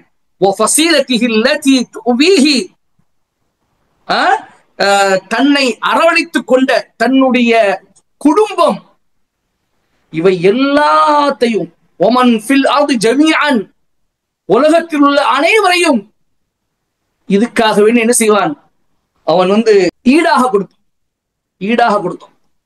எங்களுடைய மனைவி எடுத்துக்கொள்ளுங்க யா அல்லாஹ், என்னுடைய மனைவி எடுத்துக்கொள், என்னுடைய பிள்ளைகள் எடுத்துக்கொள், என்னுடைய சகோதரர் எடுத்துக்கொள், என்னுடைய குடும்பத்தை எடுத்துக்கொள், பூமியில எல்லாத்தையும் எடுத்துக்கிட்டு அவங்களுக்கு பகரமா என்ன நீ விட்டுரு என்று எல்லாத்தையும் கொடுத்துட்டு தன்னை விடுவித்துக் கொள்ள அவன் பார்ப்பான். சும்ம யுன்ஜீஹி, பிறகு அவன் தன்னை விடுவித்துக் கொள்ள அவன் யவது விரும்புவான். இவை எல்லாத்தையும் ஈடாக கொடுத்துட்டு தன்னை விடுவித்துக் கொள்ள விரும்புவான். கல்லா, ஒருவது நடக்காது. இன்னஹா லவா, நிச்சயமாக அது கொடுத்து விட்டக்கூடிய நெருப்பாகும். நஸ்ஸாஅத்தல் லிஷ்ஷவா, அது தலையின் தோலை கடற்றி விடக்கூடியதாக இருக்கின்றது. ததுஊமன் அத்பர வதவல்லா, எவரெல்லாம் புறக்கணித்து முதுகை புறமுதுகு காட்டி சென்றார்களோ அவரெல்லாம் அது அழைக்கும். வஜமஅ ஃபஅவ்ஆ, பொருளாதாரத்தை சேர்த்து சேர்த்து சேர்த்து அதை பாதுகாத்து வைத்தானோ அவர்கள் எல்லாம் நரகம் அழைக்கும், தந்து அழைக்கும். என்ன சொல்லப்படுகிறது என்று சொன்னால், அல்லாஹு தஆலா நரகத்துக்கு பேசக்கூடிய சக்தி கொடுப்பான், பேசக்கூடிய அந்த ஒரு தன்மை கொடுப்பான். நரகம் சொல்லும், யாரெல்லாம் உலகத்துல புறக்கணித்து வாழ்ந்தார், அல்லாஹ்வை மறந்து வாழ்ந்தார்களோ அவர்கள் எல்லாம் அழைக்கும், வா நீ வா, நீங்க வா, நீங்க வா, எங்க ஓடுற, உனக்காக நான் இருக்கிறேன், நான் தான் உனக்கு கதி, என்னிடம் வா, நீதான் எனக்கு விருந்து என்று நரகம் அவனை அழைக்கும் என்பதாக அல்லாஹ் சொல்லி காட்டுகின்றான். அப்படி அழைத்து அவன் உள்ளே போனதுக்கு அப்புறம் அவனுடைய தலையினுடைய அந்த தோலை எப்படி கலட்டி விடும், தோலையே கலட்டி அவன் எலும்பும் துரும்புமாக இருப்பான். பின்னாடி வருது சூத்து புத்தகத்தில், அந்த எலும்பை விட்டு வைக்காது அல்லாஹ் சொல்லி காட்டுறான். ஆக இது நரகத்துடைய கொடூரமான ஒரு நிலை. அல்லாஹு தஆலா நரகத்துடைய காட்சிகளை இந்த சூறாவில் இப்படி பதிவு செய்கிறான். பிறகு நீங்க பாருங்க, நீங்க அடுத்து நீங்க பாத்தீங்கன்னா சூரத்துல் முஸம்மில், சூரத்துல் முஸம்மில்ல அல்லாஹு தஆலா இந்த நரக காட்சி எப்படி பதிவு செய்கிறான் என்றால், இன்ன லதைனா அன்கான ஜஹீமா வ தஆமன் தா குஸ்ஸத்தி வ அஸாபன் அலீமா, நிச்சயமாக நம்மிடத்தில் அவர்களுக்காக விலங்குகளும் நரகமும் இருக்கின்றன, இன்னும் அவர்களுக்கு தொண்டையில் விக்கிக் கொள்ளக்கூடிய உணவும் துன்புறுத்தும் வேதனையும் இருக்கின்றன. தொண்டையில் விக்கிக் கொள்ளக்கூடிய உணவு. அருமை சகோதரர்களே, இதுக்கு என்ன விளக்கம் சொல்கிறார்கள் என்றால், தொண்டையில் ஒரு முறை வாய் உள்ள போட்டா அவ்வளவுதான், அது உள்ளே இறங்காதா, திரும்ப துப்பவும் முடியாதான். நஊது பில்லாஹி மின்ஹா. இதைத்தான் அல்லாஹ் தஆலா சொல்லி காட்ட சொல்லி இப்ராஹிம்ல, மிம்மாய் சதீத், சீல் நீர் அவர்கள் போட்டப்படுவார்கள், யதஜர்ரஹு, அதை அவன் கஷ்டப்பட்டு விழுங்குவான், வலா யகாது யுஸீஹு, அவனால் அதை ஒழுங்காக விழுங்க முடியாது, ட்ரை பண்ணுவான், ஆனாலும் அவனால் விழுங்க முடியாது. யத்தீஹில் மௌத் மின் குல்லி மகான், ஒவ்வொரு இடத்திலும் ஒவ்வொரு திசையில் அவனுக்கு மௌத் வந்து கொண்டிருக்கும், ஆனால் அவன் மரணிக்க மாட்டான். இது எப்படி வர்ணிக்கிறது அந்த தண்டனைய? சாப்பாடும் வேணும், பசி எடுக்கும், பசி அடக்குவதற்காக அதை சாப்பிடுவான், சாப்பிட்டா உள்ள போகாது, கசக்கும், ஏதோ மாதிரியா இருக்கும், சரி துப்படான்னு பார்த்தா துப்பவும் முடியாது, விக்கி தொண்டையில் விக்கிக் கொள்ளும். அல்லாஹ் இந்த சூழல் அப்படி சொல்றான், தொண்டையில் விக்கிக் கொள்ளும். சுப்ஹானல்லாஹ், அப்படிப்பட்ட ஒரு உணவு அல்லாஹ் சொல்லி காட்டுகின்றான். பிறகு சொல்கிறான் இன்னொரு இந்த நாளை பற்றி அல்லாஹ் தஆலா சொல்லும் பொழுது சொல்கிறான், فَكَيْفَ تَتَّقُونَ إِنْ كَفَرْتُمْ يَوْمًا يَجْعَلُ الْوِلْدَانَ شِيبًا السَّمَاءُ مُنْفَطِرٌ بِهِ كَانَ وَعْدُهُ مَفْعُولًا. குழந்தைகளையும் வயோதிகர்களாக ஆக்கக்கூடிய அந்த நாளை எப்படி நீங்கள் தவிர்த்துக் கொள்வீர்கள்? நீங்கள் அல்லாஹை மறுக்கிறீர்கள் என்றால், இன் கஃபர்தும், நீங்க அல்லாஹை மறுத்து புறக்கணிக்கல என்று சொன்னால், குழந்தைகளையும் வயோதிகளாக மாற்றக்கூடிய அந்த நாளில் நீங்கள் எப்படி தப்பிப்பீர்கள்? அஸ்ஸமாஉ ஃபத்ரும் பி, அந்த நாளில் வானம் சிதறிவிடும், வானம் வெடித்து சிதறிவிடும். கான வஅதுஹு மஃஊலா, இது அல்லாஹ்வுடைய வாக்குறுதி நடத்தாட்டப்படும், நிறைவேற்றப்படும். அல்லாஹ் சொல்லி காட்டான். இது மறுமை நாளுடைய பயங்கரம். இதைத்தான் அல்லாஹ் தஆலா ஹஜ்ஜுடைய முதல் வசனத்தில் சொல்லி காட்டினார், யா அய்யுஹன்னாஸ் தக்கு ரப்பக்கும் இன்ன ஸல்ஸலத ஸஅல் ஷைஉன் அதீம். மக்களே, உங்களுடைய இறைவனை நீங்கள் அஞ்சிக் கொள்ளுங்கள், நிச்சயமாக மறுமையினுடைய அந்த பூகம்பம், மறுமையின் பூகம்பம் மகத்தான ஒன்றாக இருக்கின்றது. யௌம தரவுனஹா தذهل كل مرضعة عما أرضعت وتضع كل ذات حمل حملها. அந்த நாள் வந்து விட்டால் ஒவ்வொரு பாலூட்டக்கூடிய தாயும் தான் பாலூட்டக்கூடிய குழந்தையை மறந்து விடுவார், ஒவ்வொரு கர்ப்பிணியும் பிரசவித்து விடுவார். அதனுடைய தாக்கத்தினால அவ்வளவு பெரிய கொடூரமான ஒரு தாக்கமாக இருக்கும். அதுல இன்னொரு தாக்கம் தான், குழந்தைகளும் இயல்பாகவே அந்த நாளின் தாக்கத்தால் வயோதிகர்களாக ஆகிவிடுவார்கள். ரசூல் ஸல்லல்லாஹு அலைஹி வஸல்லம் ஹதீஸ் இருக்குது. ரசூல் ஸல்லல்லாஹு அலைஹி வஸல்லம் சொல்லி காட்டுகிறார்கள், அந்த நாள் எப்படிப்பட்டது என்று சொன்னால், அந்த நாளில் ஒரு கர்ப்பிணி தன்னுடைய அதனுடைய நாளின் தாக்கத்தின் காரணமாக தன்னுடைய வயிற்றில் உள்ள குழந்தையை கீழே வைத்து விடுவாள், அதாவது பிரசவித்து விடுவாள். ஒரு குழந்தையை அது வயோதிகனாக ஆக்கிவிடும் என்பதாக இந்த ரெண்டு விஷயத்தை மட்டும் ரசூல் ஸல்லல்லாஹு அலைஹி வஸல்லம் சொல்லி காட்டுறாங்க. புகாரி ஒரு செய்தி. அப்போ இந்த நாளுடைய கடுமை எந்த அளவுக்கு இருக்கும், அந்த நாள் கேட்டாலே, அந்த நாள் வந்தாலே இந்த மாதிரி ஒரு நிலைமை ஏற்படும் சொன்னா, அந்த நாள் வந்து அங்க அல்லாஹ்வுக்கு முன்னாடி போய் நின்றா அது எப்படிப்பட்ட நிலைமையாக இருக்கும் என்பதை யோசிச்சு பார்த்தாலே நடுங்குது, உள்ளவனா நடுங்குது அப்படியே. சுப்ஹானல்லாஹ். அப்ப இதுக்கு ஒரே வழி, அல்லாஹ்வுக்காக வாழணும், அல்லாஹ்வுடைய தூதருக்காக வாழணும், அவர்கள் நமக்கு இட்ட கட்டளையின்படி வாழணும். நம்ம எதை விட்டு அவர்கள் தடுத்தார்களோ அதை விட்டு தவித்து வரணும். இது ஒண்ணுதான் வழி என்பதை நாம இந்த வசனங்கள் முழுவதும் நமக்கு என்ன சொல்லி காட்டுது, நமக்கு அழகாக சொல்லி காட்டுது. இதுக்கப்புறம் நாம பாக்குறோம், இன்னைக்கு கூடுதலா ஒரு 5 நிமிஷம் கூடுதலா எடுத்துக்கொள்றேன். அல்லாஹ் சொல்லி முத்தஸில்ல அல்லாஹ் சொல்லி காட்டுறான். முத்தஸில்ல உள்ள காட்சி எப்படி அங்க அல்லாஹ் சொல்லி காட்டுகின்றான். அதாவது சகர், அவனை சக்கர் என்ற நரகத்திலே நான் நுழைவிப்பேன். ஒமா அத்ராக மா சக்கர், சக்கர் என்றால் என்ன என்று உங்களுக்கு தெரியுமா? லா தபுக்கி லா துபுக்கி வலா ததர், அது யாரையும் மிச்ச வைக்காது, யாரையும் விடாது. லவ்வாஹத்துல் லில் பஷர், அது மனிதர்களை சுட்டு கரித்து அவர்களுடைய மேனியையே மாற்றிவிடும். அலைஹ திஸ்அத அஷர், அதற்கு மேல அந்த நரகத்துக்காக 19 வானவர்கள் பாதுகாவலர்கள் இருக்கிறார். அந்த நரகத்தின் மீது அதன் மீது 19 காவலர்கள் இருக்கிறாங்க. இது அல்லாஹ் தான் இது எப்படி சொல்றான் பாருங்க. சக்கரை நரகம், சக்கரை நரகம் என்ன செய்யாதான், உங்களை மிச்சம் வைக்காதான், விடவும் செய்ய. அல்லாஹ் இதைத்தான் சொல்ற, லா யமூது ஃபீஹா வலா யஹ்யா, அவர்கள் அதில் மரணிக்க மாட்டார்கள், வாழவும் மாட்டார்கள். அதாவது சக்கரை நரகம் வாழவும் விடாது, சாகவும் விடாது. அவ்வளவு பெரிய கொடூரமானது. அதே போல அவனை தோலை கரிச்சு அவருடைய மேனியே மாற்றிவிடும். தோலை கரிச்சு எரிச்சுக்கிட்டு இருக்கும் போது எங்க ஒரு மனிதன் சாவுறது, எங்க மனிதன் வாழ்றது? தோலை கரிச்சு எரிச்சு அந்த மேனியை மாற்றிட்டா என்ன செய்யப்படும்? அந்த தோலை கட்டி அல்லாஹ் புது தோல் போத்துவான். புது தோல் போர்த்தப்பட்டு மீண்டும் எரிக்கப்படும். இப்படியே தொடர்ந்து தோல் எரிக்கப்பட்டு மீண்டும் புது தோல் மாற்றப்பட்டு, தோல் எரிக்கப்பட்டு புது தோல் மாற்றப்பட்டு, இப்படியே தொடர்ந்து நடந்து கொண்டிருந்தா நவுது பில்லாஹ் எப்படி அவன் வாழ முடியும், எப்படி சாக முடியும்?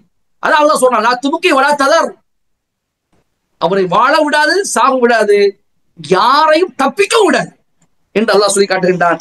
இந்த சக்கர், இந்த நரகம் யாருக்கு என்று சொன்னால் அல்லாஹ் சொல்லுகிறான், மா சலகக்கும் ஃபீ சக்கர், அதாவது நரகவாசிகள்கிட்ட கேட்கப்படும், இந்த சக்கர் என்ற நரகத்தில் உங்களை நுழைவித்தது எது என்று அவர்கிட்ட கேட்கப்பட்ட அவர்கள் சொல்லுவார்கள், காலு லம் நக்கு மினல் முஸல்லீன் வலம் நக்கு நுத்இமுல் மிஸ்கீன், நாங்கள் தொழக்கூடியவர்களாக இருந்ததில்லை, நாங்கள் ஒரு நாளும் தொழுததில்லை. வலம் நக்கு நுத்இமுல் மிஸ்கீன், நாங்கள் ஒரு நாளும் மிஸ்கீன்களுக்கு உணவளித்ததில்லை. வகுன்னா நஹூது மஅல் காயிதீன், வீணாக பொழுதை கழிக்கக்கூடியவர்களோடு சேர்ந்து நாங்களும் பொழுதை கழித்துக் கொண்டிருந்தோம். வகுன்னா நுகதிபு யௌமித்தீன், அல்லாஹ்வுடைய மறுமை நாளை நாங்கள் பொய்ப்பித்துக் கொண்டிருந்தோம். ஹத்தா அத்தானல் யகீன், எங்களிடம் மௌத் வந்து விட்டது. மௌத் வருகின்ற வரை நாங்கள் இப்படித்தான் இருந்தோம். மௌத் வருகின்ற வரை நாங்கள் தொழல, மௌத் வருகின்ற வரை யாருக்கும் நாங்கள் சாப்பாடு கொடுக்கல, யாருக்கு உணவளிக்கல. மௌத் வருகின்ற வரை நாங்கள் கேலி கூத்துல தான் வாழ்ந்துட்டு இருந்தோம், நேரத்தை பொழுதுபோக்குல தான் வாழ்ந்துட்டு இருந்தோம். மௌத் வருகின்ற வரை நாங்கள் மறுமையை பொய்ப்பித்துக் கொண்டே இருந்தோம் என்று சொல்வார். இத்தனை காரணம் சொல்லப்படும். இதுல மிக முக்கியமான காரணம் 2.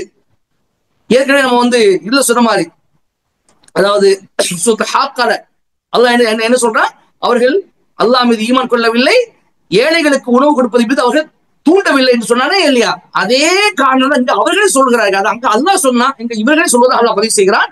இங்கும் தொழவில்லை என்று சொன்னால் அது அல்லாஹ்வுடைய ஹுக்கூக், அல்லாஹ்வுக்கு செய்ய வேண்டிய கடமை. யாருக்கு உணவளிக்கவில்லை என்று சொன்னால் அது மனிதர்களுடைய ஹுக்கூக், மனிதர்கள் செய்ய வேண்டிய ஹுக்கூக். இந்த 2 காரணமாகத்தான் அவர்கள் நரகத்துக்கு போகிறார்கள். ஆனா மத்த 3-4 காரணம் அது அடிஷன் நல்லது. ஆனா மெயின் காரணம் 2 காரணம். நவுது பில்லாஹி மின்ஹா, அல்லாஹ் தஆலா இந்த சூறாவில் இந்த மாதிரி நரகத்தை குறித்து இந்த மாதிரி பேசுகிறான். சகோதரிகளே, இன்னும் கொஞ்சம் பொறுமையா இருங்க. கியாமால அல்லாஹ் என்ன சொல்லுகிறான் என்பதை மட்டும் நம்ம என்ன செய்யணும், பார்த்துக்கொள்வோம். கியாமாவில் அல்லாஹ் தஆலா சொல்லி காட்டுகின்றான், மௌத் வரக்கூடிய அந்த நேரத்தை சொல்றான் பாருங்கள். கல்லா இதா பலகத் தராகி வகீல மன் ராக் வظن انه الفراق والتفت الساق بالساق الى ربك يومئذ المساق. அல்லாஹ் சொல்றான், மறுமை நாள் வெகு தூரமாக இருக்குது என்று நீங்கள் எண்ணிக்கொண்டீர்கள். அவ்வாறு அல்ல.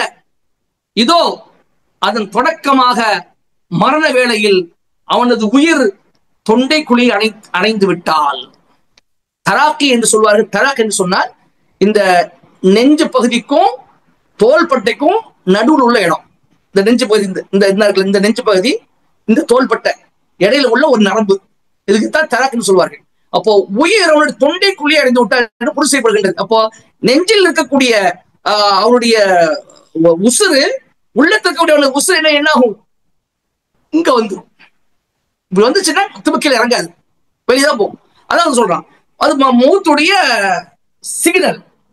அப்போ அவனுடைய உயிர் அவனுடைய தொண்டை குழியை அடைக்கின்ற போது அல்லாஹ் சொல்கிறான், கீழ மன்றாக், மந்திரிப்பவன் எவன் என்று கேட்கப்படுகின்றது. குடும்பத்தில் உள்ளவங்க அவனுடைய அந்த ஆட்டம், அவனுடைய அந்த நிலை குலைதல், மூத்தரக்கூடிய சமயத்தில் அவனுடைய அந்த கடுமையான அந்த நிலை, இதெல்லாம் பார்த்து என்ன பண்ணுவாங்கன்னா, எனக்கு இன்னும் ஆகிவிட்டது, மந்திரிப்பவர் யாரும் இருக்கிறார்களா என்று அந்த ஆள் பேசிக் கொள்வார்கள். இது ஒரு விளக்கம். இன்னொரு விளக்கம் என்ன சொல்லப்படுகிறது என்று சொன்னால், வக்கீல மன்றா, மலக்குமார்கள் தங்களுக்குள்ள பேசிக் கொள்வார்கள், இவனை எடுத்து செல்வது யார், இவனை கூட்டிக் கொண்டு செல்வது யார், நரகத்தின் காவலாளிகளா சுவனத்தின் காவலாளிகளா என்று என்ன செய்யப்படும், அவர்களுக்குள்ள பேசப்படும் என்பதாக 2 இடங்களும் சொல்லப்படுகின்றது. ஆனா குடும்பத்தவர்கள் சகாதாரர்கள் எல்லாம் சுத்திதான் இருப்பாங்க. அங்க அவங்க நடக்கக்கூடிய அவனுக்கு மட்டும் தான் தெரியும். தான் என்ன வேதனைப்படுறா, தன்னுடைய நிலைமை என்ன அவனுக்கு மட்டும் தான் தெரியும். அந்த சமயத்தை சொல்ல முடியாது. வாக்கையா அந்த சமம் போயிடுச்சு, சொல்ல முடியாது. சுத்தி நினைப்பாங்க. அவன் என்ன நினைப்பாங்க, எல்லாரும் ஏதோ ஆகிவிட்டது, அவனுக்கு மந்திரிக்க வேண்டும், அவனுக்கு சிகிச்சை செய்ய வேண்டும். யாரா சிகிச்சை செய்வோம், யாரும் இருக்காங்களா, டாக்டர் இருக்காங்களா, கூட்டிட்டு வாங்க, மருத்துவர் கூட்டிட்டு வாங்க, மருத்துவச்சி கூட்டிட்டு வாங்கன்னு சொல்லுவாங்க. அதான் சொல்லி காட்டுகிறான். ஆனால் அது அல்ல. ஆனா அவன் எண்ணிக்கொள்வான், இது என்னுடைய பிரிவுக்குரிய நேரம் வந்துருச்சு, எனக்கு என்னுடைய பிரிவு தான் இது என்று அவன் எண்ணிக்கொள்வான். அதான் சொல்றான், அவனுடைய கெண்டை காலோடு பின்னிக்கொள்ளும். நீங்க நம்மள நிறைய பார்த்திருக்க கூடும், மரண தருவாயில யார் பக்கத்துல நம்ம இருந்தோம் சொன்னா கால் 2 பின்னும். அப்படியே இந்த காலுடைய பெருவரலும் 2 பெருவரும் இப்படி பின்னும். இந்த பின்னி அப்படியே என்ன செய்வாங்க, அப்படியே கடுமையாக அந்த 2 ஒட்டிக்கிட்டு அப்படியே கொஞ்சம் கொஞ்சமா பிரியும் உயிர் போனதுக்கு அப்புறம். எனக்கு தெரிஞ்சு எங்க குடும்பத்துல ஒரு சொல்லியிருக்கிறாங்க, அந்த உயிர் வந்து கால் வழியா போறது. இந்த உயிர் காலுடைய அந்த நரம், அந்த ஓரமா நகத்துடைய ஓரம் வழியாக உயிர் பிரிவதை கண்ணால் அது ஒரு இது மாதிரி பார்த்துருக்காங்க, ஒரு புகை மாதிரி பார்த்துருக்காங்க. அதுதான் வாங்க. இப்ப கெண்டை காலோடு பின்னும் அந்த சமயத்துல அல்லாஹ் சொல்லி காட்டுகிறான், இலா ரப்பிக்க யௌம இதில் மசாக். அல்லாஹ் சொல்றான், அந்நாளில் இழுத்து செல்லப்படும் யாருக்கு, யார் பக்கம், உமது இறைச்சலின் பக்கம் என்று அல்லாஹ் சொல்லி காட்டுகின்றான். பிறகு மறுமை சம்பவத்தை பற்றி அல்லாஹ் சொல்லும் பொழுது, இதோட முடிச்சு இது கடைசி, அல்லாஹ் சொல்லும் பொழுது அல்லாஹ் சொல்லுகிறான், என்ன சொல்ற தெரியுமா, உஜூஹு யௌமஇதின் நாதிரா இலா ரப்பிஹா நாதிரா வஉஜூஹு யௌமஇதின் பாசிரா ததுன் அன் யுஃஅல பிஹா ஃபாகிரா. ஒரு சில முகங்கள் இலங்கி இருக்கும், இலா ரப்பிஹா நாதிரா, தன்னுடைய ரட்சனின் பக்கம் பார்த்து கொண்டிருக்கும். வஉஜூஹு யௌமஇதின் பாசிரா, இன்னும் சிலருடைய முகங்கள் துக்கத்தால் கருத்து சோகமானவையாக இருக்கும். ததுன்னு அன் யுஃஅல பிஹா ஃபாகிரா, முதுகுகளை முறித்து விடும் பேராபத்து தங்களுக்கு உண்டாக்கப்படும் என்று அவர்கள் எண்ணுவார்கள். இது நல்லவர்கள் தீவர்களுக்கு 2 பேரை பத்தி எல்லாம் சொல்றான். இதுல நல்லவர்களை பத்தி சொல்லப்படுது, நல்லவர்களுடைய முகங்கள் அங்கே மெலிந்து கொண்டிருக்கும், சந்தோஷமான முகமாக இருக்கும். இலா ரப்பியா நாதிரா, தன்னுடைய ரட்சனை அவர்கள் பார்த்து கொண்டிருப்பார்கள். இது மூமினுக்கு இறை விசுவாசிகள் கிடைக்கக்கூடிய மிகப்பெரிய பாக்கியம், ரப்பை பார்ப்பது. அதாவது யூனுஸ் அல்லாஹ் சொல்லி காட்டுவான், லில்லதீன அஹ்ஸனுல் ஹுஸ்னா வ ஜியாதா, எவர்கள் உலகத்துல நன்மை செய்தார்களோ அவர்களுக்கு நன்மை உண்டு, அது அல்லாம இன்னும் அதிகப்படி ஒன்று உண்டு, அதிகப்படியான ஒன்று. அது அதிகப்படினா என்ன, அல்லாஹ்வை பார்ப்பது. சொர்க்கவாசிகளுக்கு மிகப்பெரிய பாக்கியம் தான். சொர்க்கத்தில் கொடுக்கப்பட்ட நியாமத்துக்கு அவங்களுக்கு பெருசா தெரியாது, ஆனால் அல்லாஹ்வை பார்ப்பது மிகப்பெரிய பாக்கியமாக இருக்கும். அல்லாஹ் தஆலா வந்து கேட்பான், தன்னுடைய விசுவாசிகளுக்கு காட்சித்து விட்டு அல்லாஹ் கேட்பானாம், விசுவாசிகளே உங்களுக்கு இன்னும் எதுவும் தேவையான்னு கேட்பானாம். அவங்க சொல்லுவார்களா, இல்லையா அல்லாஹ் எனக்கு இது வேண்டாம், சொல்லுங்கள், இது வேணுமா, உங்களுக்கு ஏதாவது குறை இருக்கிறதா சொல்லுங்க கேட்பாராம். அல்லாஹ் கேட்பானாம். அவர்கள் சொல்லுவார்களாம், வேண்டாம் யா அல்லாஹ், உன்னை பார்த்ததை விட மிகப்பெரிய பாக்கியங்களுக்கு எதுவும் இல்லை, உங்களை பார்த்து கொண்டே இருந்தாலே போதும் அவர்கள் சொல்வார்கள் என்பதாக அல்லாஹ்வின் சொல்லி காட்டுகிறார். இன்னொரு செய்தி பதிவு செய்யப்பட்ட முஸ்லிம்ல பதிவு செய்யப்பட்ட ஒரு செய்தி, ஜரீர் பின் அப்துல்லா ரலியல்லாஹு தஆலா அறிவிக்கிறார்கள், ஹரஜ அலைனா ரசூலுல்லாஹி ஸல்லல்லாஹு அலைஹி வஸல்லம் லைலத்துல் பத்ர், ஒரு நாள் பௌர்ணமி இரவில் 14வது இரவின் போது ரசூலுல்லாஹி எங்களிடையே வந்தார்கள். ஃபகால இன்னக்கும் சதரவுன ரப்பக்கும் யௌமல் கியாமத்தி கமா தரவுன ஹாதா, மக்களே இந்த பிறை எப்படிங்க பாக்குறீங்க, இந்த 14வது பௌர்ணமி நிலவை நீங்கள் எப்படி பார்ப்பீர்களோ இதே போன்று நாளை மறுமையில் நீங்கள் உங்களுடைய ரட்சகரை ரப்பை பார்ப்பீர்கள். லா ததாமுன ஃபீ ருயத்திஹி, எப்படி இந்த பிறையை பார்க்கும்போது உங்களுக்கு எந்த கஷ்டம் இல்லாம சர்வசாதாரணமாக எந்த நெருக்கடி இல்லாம நீங்க பார்க்கிறீங்களோ அதே போன்று நாளை உங்கள் ரட்சகரை நீங்கள் எந்த ஒரு நெருக்கடியும் இல்லாம கஷ்டம் இல்லாம சுலபமாக ஈஸியாக நீங்கள் பார்ப்பீர்கள். எல்லாரும் பார்ப்பாங்க, எல்லா உமினும் பார்ப்பாங்க. அந்த ஒரு செய்தி தான் அல்லாஹ் சொல்லி காட்டுகின்றான். அப்ப அல்லாஹ் பார்த்த அந்த முகங்கள் மிளகத்தான் செய்யும், சந்தோஷமா தான் இருக்கும். அப்ப அல்லாஹ் அந்த மக்களை பத்தி அல்லாஹ் சொல்லும் பொழுது அவர்களுடைய முகங்கள் சந்தோஷமாக மெலிந்து கொண்டிருக்கும். தங்களுடைய ரட்சகனை பார்த்து கொண்டே பார்த்து கொண்டே இருப்பார்கள். அதுக்கு நேர் மாற்றமாக மற்றவர்களுடைய முகங்கள் அதாவது கருப்பாகி சோகமாக இருக்கும் என்பதை அவர் சொல்லி காட்டுகின்றான்.